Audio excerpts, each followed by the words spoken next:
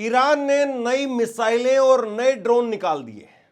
Iran के missile और drone वो अभी तक अमेरिका और इजराइल के लिए सिरदर्द बने हुए थे और अब नई वैरायटी, नया वेरिएंट वो ईरान लेकर के आया है और इसमें मिसाइल वो भी नए तरीके की मिसाइल है और जो ड्रोन्स आए हैं वो भी नए तरीके के हैं।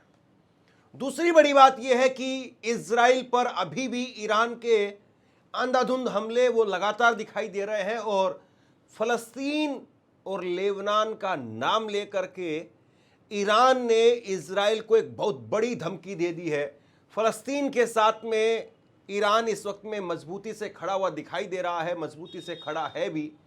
और नई धमकी जो लेबनान और फलस्तीन का नाम लेकर के ईरान की तरफ से आई है, यानी एक तरीके से उसके बड़प्पन को दिखा रही है कि एक देश जो पहले ही जख्मी हालत में है, जख्मी शेर की तरीके से इस युद्ध को लड़ रहा है, वो अभी भी अपने से छोटों का या अपने से कमजोर लोगों का या फिर यूं कहिए कि जो पीड़ित है उनके साथ खड़े होने के एक अपने स्वभाव को वो छोड़ने के लिए तैयार नहीं है। यानी जो परंपरा है या पुरखों का दिया हुआ एक तरीके से आप यूं कहिए कि जो संस्कार है उसको छोड़ने के लिए ईरान आज भी तैयार नहीं है। और यही आपको बताता है कि भाई आप कितने पुराने रईस हैं या फिर आपकी जो दौलत है वो नई नहीं है। और वहीं इस युद्ध को लेकर के ईरान ने अमेरिका को भी सीधी चुनौती दे दी है कि उनका 48 घंटे का जो टाइम था वो वैसे तो पूरा हो गया, खत्म भी हो गया। डोनाल्ड ट्रंप ने सीज फायर की बातें कर दी, लेकिन अब अमेरिका को एक सीधी और खुली चुनौती दे दी गई है। अगले 48 घंटों को लेकर के जो बात वो कह रहे थे उस पर खुली साफ चुनौती दे दी गई है कि आप आइए और हमला कर लीजिए, हमें कोई दिक्कत नहीं है। अब उस पर ईरान की तरफ से क्या कुछ कहा गया है वो भी मैं आपको बताऊंगा। तो एक एक करके सिलसिलेवार तरीके से पिछले कुछ घंटों से जो अपडेट्स निकल करके सामने आए, जो ताजा अपडेट्स है उन पर बात करते हैं। और सबसे पहले ड्रोन और मिसाइल, जो नई ड्रोन और मिसाइल से निकल करके सामने आई है वो तस्वीरें आप देखिए। और ये अब जो नए हमले हो रहे हैं, ये नए ड्रोन और मिसाइल के जरिए हमले किए जा रहे हैं और ये निश्चित तौर पर आप ये कह सकते हैं कि इजराइल के लिए एक नया सिरदर्द पैदा हो गया है। ईरान उसकी तरफ से ये नए ड्रोन और मिसाइल निकाले गए हैं। ये ईरान के आप एक तरीके से कह सकते हैं कि उसके तरकस से नए तीर अब निकलते हुए दिखाई दे रहे हैं। और इजरायली अधिकारियों ने कहा है कि ईरान ने आज, ये इजरायली अधिकारियों की तरफ से कहा जा रहा है कि ईरान ने आज इजराइल पर मीडियम रेंज की बैलिस्टिक मिसाइल का नया वेरिएंट या एक तरीके के नए क्लस्टर वारहेड लॉन्च किया है, जिसमें 3-4 बड़े 100 किलोग्राम के बम थे। अब जरा इस बात को समझिए आप। इजराइल कह रहा है, इजराइल के अधिकारी कह रहे हैं कि भाई हम पर जो ये मार रहे हैं वो नए तरीके के हथियार हैं, नए तरीके के ड्रोन हैं, नए तरीके की मिसाइलें हैं और इनमें से 100 किलो के 3-4 बड़े बम निकल रहे हैं। देखिए अभी तक क्या हो रहा था, अभी तक ये हो रहा था कि ईरान जो मिसाइलें मार रहा था उसमें से छोटे छोटे क्लस्टर बम निकलते थे। अब वो क्लस्टर बम से क्या होता था, क्लस्टर बम से ये होता था कि उसको इंटरसेप्ट करना मुश्किल काम था। क्लस्टर से ये होता था कि आप उसको इंटरसेप्ट करने के लिए ताकत बहुत ज़्यादा लगा रहे थे, लेकिन नुकसान कोई बहुत ज़्यादा नहीं हो रहा था। लेकिन ये ईरान की रणनीति है। पहले जो मिसाइलें मारी वो पुरानी वाली मिसाइलें थी। जब शुरुआती युद्ध था, जब 5-10 दिनों का युद्ध चल रहा था, जब शुरुआती दौर में पुरानी मिसाइलें मारी जा रही थी, 15 साल पुरानी, 20 साल पुरानी मिसाइलें मारी जा रही थी, क्योंकि इस वक्त में पता था कि इजराइल का जो इंटरसेप्टर है वो बहुत मजबूत है, या फिर इजराइल के पास में बड़ी संख्या में उस वक्त में इंटरसेप्टर थे। और बड़ी बात यह है कि आयरन डोम सिस्टम और वो सारा जो उनका एयर डिफेंस है वो भी मजबूत था। लेकिन पहले उसको वहां से कमजोर किया एयर डिफेंस सिस्टम को, फिर क्लस्टर बम के जरिए उसको और कमजोर किया, और अब जब वो काफी कमजोर हो गया है तब इसके बाद में अब एक नए तरीके की मिसाइल ईरान लेकर के आया है। और अब इन मिसाइलों के अंदर से जैसे ये मिसाइल आती है तो 3-4 बड़े बम निकलते हैं 100 किलो के। अभी तक ये हो रहा था कि या तो क्लस्टर बम वाली मिसाइलें प्रयोग की जा रही थी या फिर एक बड़ी बैलिस्टिक मिसाइल जो 300 किलो 400 किलो विस्फोट लेकर के आती थी उसके जरिए हमला किया जा रहा था। अब एक और नई रणनीति है जिसमें 3-4 बड़े अलग अलग बमों के जरिए, और ये 100 किलोग्राम के विस्फोट वाले बम हैं, यानी एक तरीके से आप यूं कहिए कि 3-4 बड़ी बिल्डिंगों को एक साथ निशाना बनाया जा सकता है। और जो इंटरसेप्टर है वो तकरीबन खत्म हो गए हैं, काफी बड़ी संख्या में जो है उसका नुकसान हुआ है। और दूसरी बात यह कि एयर डिफेंस सिस्टम वो तो कमजोर हो ही गया है। ईरान ने अभी एक मिसाइल दागी है जिसमें से 4 छोटे छोटे वारहेड बम लगे हुए थे और हर एक का वजन तकरीबन 100 किलो था, ये बताया जा रहा है। और ये मिसाइलें तेल अवीव में कई अलग अलग जगह पर जाकर के गिरी हैं और ताजा हमले में करीब 6-7 लोग इसमें घायल हो गए हैं, ये खबर सामने आ रही है। इजराइल की एयर डिफेंस सिस्टम ने इसे रोकने के लिए कई इंटरसेप्टर मिसाइल दागी, लेकिन वो इस हमले को पूरी तरह से रोक पाने में सफल नहीं हो पाए। जबकि पहले की मिसाइलों में लगभग 7 पाउंड के कई छोटे वारहेड लगे होते थे। जैसे मैंने आपको समझाया कि पहले छोटे छोटे बम होते थे, अब 3-4 मोटे मोटे बम हैं। कुल मिलाकर के ये समझिए। और देखिए आप, ईरान का दिमाग, ईरान की जो चतुराई है वो अब भी दिखाई दे रही है। और खिलाड़ी वही जीतता है साहब जिसके पास में नई ट्रिक्स होती हैं। कोई भी आदमी हो, किसी भी फील्ड का आदमी हो, अगर वो रिपीटेशन करता है तो उसका दुश्मन जो है समझ जाता है कि भैया ये आदमी इधर से पकड़ करके ऐसे पलटी मरवा रहा है। जैसे कुश्ती में अगर आप समझ लीजिए कि आपका एक दाव है और आपका दाव बहुत मजबूत है कि आप किसी को ऐसे पकड़ करके और ऐसे पलट देते हैं, या फिर आप मान लीजिए किसी को पैर से आप पकड़ करके और पैर पकड़ के आप उठा करके ऐसे फेंक देते हैं। कोई भी कितना भी मजबूत अगर आपका दाव है और आप एक ही दाव पर खेलते हैं तो जाहिर सी बात है एक ना एक दिन आपके दाव की काट हाथ लग जाएगी या आपके दाव को जो फेल कर दिया जाएगा। पहलवान वही सही है, पहलवान वही जंग जीतता है, पहलवान वही दंगल जीतता है जो पहलवान नित नए दाव में माहिर हो, जो पहलवान नए नए दाव अपने पास में रखता हो, नए नए दाव से वो विरोधी को जाकर के चौंका सकता हो। और जब विरोधी तैयारी करके आए हाथ वाले पकड़ की तो पैर वाला पकड़ इस्तेमाल कर दो, पैर वाले की तैयारी करके आए तो कमर वाला कर दो, कमर से उठाया और उठा करके फेंक दिया। तो ये एक तरीके से ईरान की जो है वो पहलवान दिखाई दे रहा है कि भाई वो पहलवान के पास में दाव है, ट्रिक्स है और वो उसी से घुमा रहा है। और इजराइल और अमेरिका उसी युद्ध में जो है फंसे हुए हैं। इजरायली सैन्य ठिकानों को निशाना बनाने वाली प्रत्येक मिसाइल को, अब देखिए 2 बड़ी बातें यहां पर और मैं आपको बता दूं। एक तरफ अमेरिका उसका एयर डिफेंस सिस्टम और 3 लेयर का एयर डिफेंस सिस्टम है, जहां पर इराक, जॉर्डन और रेड सी, इन तीनों को क्रॉस करके तब जाकर के जो है वो ईरान की जो मिसाइलें हैं वो क्रॉस करके जा रही है।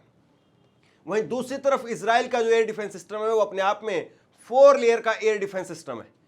तो ये कुल मिलाकर के आप खूबसूरती देखिए, ताकत देखिए, जज्बा देखिए, चतुराई देखिए, समझदारी देखिए, और आप ये मान करके चलिए कि टेक्नोलॉजी सबसे बड़ी चीज है।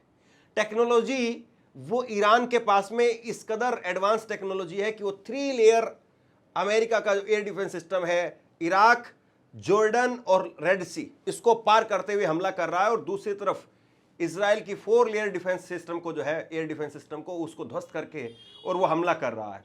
और फिर भी जो है ये इतना 3 लेयर और 4 लेयर होने के बावजूद ईरान की जो मिसाइलें वो क्रॉस करके निकल जा रही है। अब देखिए, मैं एक बड़ी बात आपको जो मैं कह रहा था कि अमेरिका ने को खुली चुनौती दे दी गई ईरान की तरफ से, उसको जरा आप समझ लीजिए। ये है ईरान के ऊर्जा मंत्री, आप अपनी स्क्रीन पर देखिए, ये ईरान के ऊर्जा मंत्री हैं और इन्होंने जो बयान दिया है मैं आपको पढ़ करके सुना रहा हूं। ये कह रहे हैं कि हम बिजली उत्पादन के लिए एक ऐसी प्रणाली इस्तेमाल करते हैं जो अलग अलग जगहों पर फैली हुई है, यानी विकेंद्रित सिस्टम है, यानी अलग अलग जगह पर जो है वो उसका सिस्टम हमने बनाया है, एक जगह पर सेंट्रलाइज नहीं है। हमारे पास में 150 से ज़्यादा बिजली घर पावर प्लांट हैं जिन्हें हमने खुद बनाया है। इसके उल्टा फारस की खाड़ी के पास वाले देश और इजराइल एक ही जगह या कम जगहों पर आधारित बिजली सिस्टम, केंद्रीकृत सिस्टम यानी सेंट्रल सिस्टम का इस्तेमाल करते हैं और इस वजह से उनका सिस्टम ज़्यादा खतरे में रहता है, आसानी से प्रभावित हो सकता है। अब इन्होंने जो कहा है उसको बहुत आसान भाषा में समझ लीजिए। मैंने आपको 2 दिन पहले खबर दिखाई थी, ईरान ने अपने जो बिजली के पावर प्लांट्स बनाए हैं वो 400 बिजली के पावर प्लांट्स हैं और 400 जगह पर वो फैले हुए हैं, एक जगह पर नहीं है साहब। वैसे तो ईरान बहुत बड़ा मुल्क है, इजराइल तो कुछ भी नहीं है उसके आगे, लेकिन फिर भी जब ईरान बड़ा मुल्क है तब भी उसका ऐसा नहीं है कि 10-20 जगह से या 40-50 जगह से, 150 जगह से जो है उसका बिजली घर जो चल रहा है। 400 जगह से उसकी बिजली चल रही है। और जो सबसे बड़ा मैक्सिमम उनका पावर प्लांट है वो 2-2.5% ही केवल बिजली जो है उसका उत्पादन होता है। यानी अगर आप मारना चाहते हैं, आप अंधेरे में डालना चाहते हैं ईरान को, तो 400 जगह पर हमला करना पड़ेगा। है आपके पास में हिम्मत कि 400 जगह पर आप हमला कर देंगे? और 400 जगह पर आप हमला करेंगे, उतना हमला जाहिर सी बात है एकदम से 1 मिनट में, 1 दिन में संभव नहीं है। और आप ईरान को अंधेरे में डुबोएंगे, इससे पहले ईरान वो इजराइल के, आप यूं कहिए कि अंधेरे में तो छोड़िए, पाताल तक पहुंचा देगा।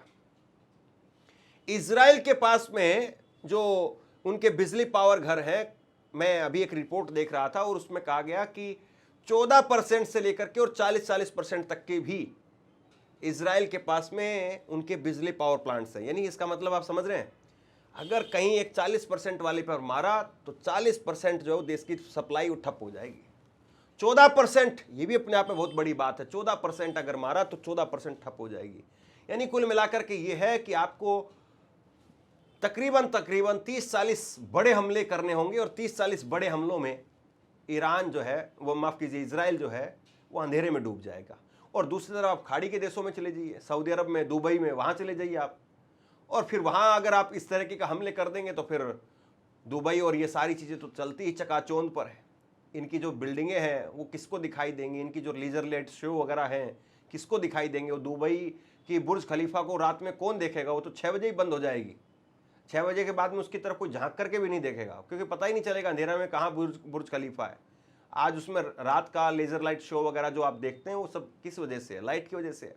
तो लाइट नहीं रहेगा तो जाहिर सी बात है दुबई की शान खत्म। दुबई में जो है वो सिर्फ डे लाइट बचेगी, दिन दिन की रोशनी में आप कितना ही वहाँ पर बिजनेस कर लेंगे। वहाँ पर तो जो मोस्टली बिजनेस है वो नाइट लाइफ का बिजनेस है, और नाइट लाइफ में ज़्यादा वहाँ पर चकाचौंध होती है, ज़्यादा वहाँ पर आप एक तरीके से कहिए चहल पहल होती है।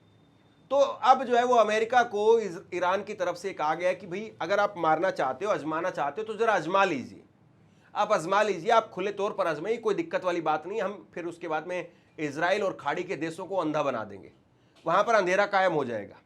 अगर आपको आजमाना है तो आजमाइए। ये वहाँ के ऊर्जा मंत्री ने सामने आकर के बाकायदा आंकड़ों के साथ में, तथ्यों के साथ में रिपोर्ट्स जो है वो सामने रख दी है। यानी कुल मिलाकर के ये कहिए कि आप, हिम्मत ऐसी है इजराइल की आज के वक्त में, माफ़ कीजिए ईरान की आज के वक्त में, कि भाई सामने आकर के चैलेंज करके बोल रहे हैं। और ये सबसे बड़ी ताकत है उस देश की, उस मुल्क की, जो युद्ध में पिछले 24 दिन से लगातार उसके ऊपर मार पड़ रही है, कई अलग अलग मुल्कों से मार पड़ रही है, और फिर भी वो चैलेंज दे करके छुट्टी बोल रहा है वो पहलवान कि आओ भाई दंगल में आओ, आ जाओ जरा दंगल में आ जाओ, हमने घी पिया हुआ है और तुमको लिटा देंगे, जमीन चटा देंगे, धूल चटा देंगे। वो जो है फिर भी ये कह रहा है।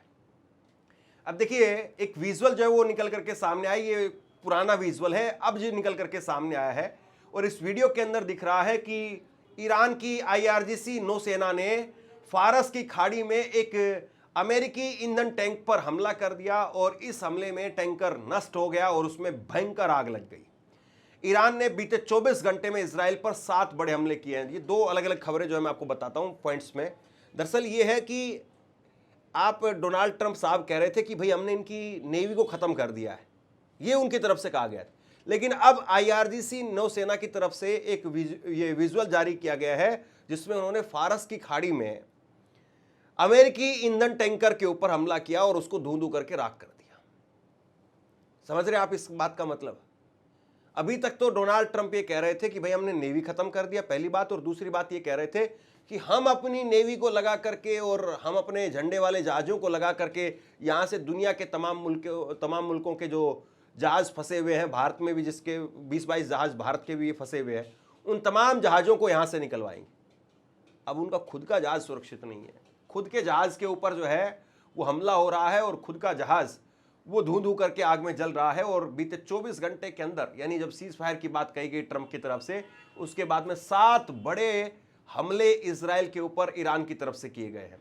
तो ये अपने आप में बड़ी बात है। और उसके बाद में मैंने आपको कहा था कि ईरान वो दिखा रहा है कि भाई उसकी दौलत कितनी पुरानी है, उसकी शोहरत कितनी पुरानी है, उसके संस्कार वो कितने पुराने हैं, और ईरान ये भी बता रहा है कि भाई हम दुनिया के साथ में दुख दर्द में खड़े होने वाले आदमी हैं, हम दुख दर्द देने वाले आदमी नहीं है। दरअसल हुआ ये है कि IRGC की तरफ से, जरा आप अपनी स्क्रीन पर देखिए, IRGC की तरफ से चेतावनी जारी की गई है इजराइल को, और इसमें कहा गया है कि लेबनान और फलस्तीन में नागरिकों के खिलाफ, बहुत गौर से सुनिए आप, लेबनान और फलस्तीन में नागरिकों के खिलाफ जारी अपराधों के परिणाम स्वरूप उत्तरी कब्जे वाले फलस्तीन और गाजा क्षेत्रों में दुश्मन बलों पर बिना किसी हिचकिचाहट के भारी मिसाइल और ड्रोन हमले किए जाएंगे। अब देखिए ये होता है बड़प्पन, ये होता है खानदानी काम कि हमारा नुकसान हो रहा है, सही बात है, लेकिन हम जो पड़ोस वाला आदमी है, हम जो कमज़ोर हमारा जो आदमी है, या हमारे गांव का कोई अगर बुजुर्ग है तो उसको पीटने नहीं देंगे। हम लहूलुहान हैं इस वक्त में, हम बहुत बुरी तरह से मारे पीटे गए हैं, लेकिन हमारी गांव के अगर किसी बहन बेटी की तरफ आपने हाथ उठा करके, आंख उठा करके देखा, या हमारे किसी बुजुर्ग को या किसी कमजोर को अगर आपने उसको पीटने की कोशिश की, उस पर हाथ उठाने की कोशिश की, तो आपकी हड्डी पसली तोड़ देंगे। हमारी हड्डी पसली टूटी हुई है, लेकिन फिर भी अगर किसी कमजोर पर, किसी महिला पर, किसी बच्चे पर अगर अत्याचार करने की कोशिश की तो तुम्हारी हड्डी पसली तोड़ देंगे। ये कुल मिलाकर के जो है वो ईरान की तरफ से कहा जा रहा है इजराइल को कि भैया ये लेबनान में हमले बंद कर दो, क्योंकि लेबनान में खंडर बना दिए गए हैं और लेबनान के अंदर जो है वो लाखों लोग विस्थापित हो गए हैं, पलायन करके निकल गए हैं। और गजा के अंदर तो मुझे बताने की कोई जरूरत नहीं है, पूरी दुनिया जानती कि कैसा नरसंहार किया है। और यूएन और वो तमाम जो संस्थाएं आ जाकर के अपना ज्ञान दे रही हैं, वो एक तरीके से आप ये कहिए कि फेविकोल पी करके सो रही हैं। गजा का जो नरसंहार है उनको दिखाई नहीं देता, किस तरीके से अत्याचार करते हैं ये लोग। जब वहां पर अगर किसी तरीके से राहत सामग्री भेजी भी जाती किसी मुल्क के द्वारा, ये इतने बदमाश हैं, ये वहां पर गाजा के अंदर वो खाद्य सामग्री वाले ट्रकों को जाने नहीं देते।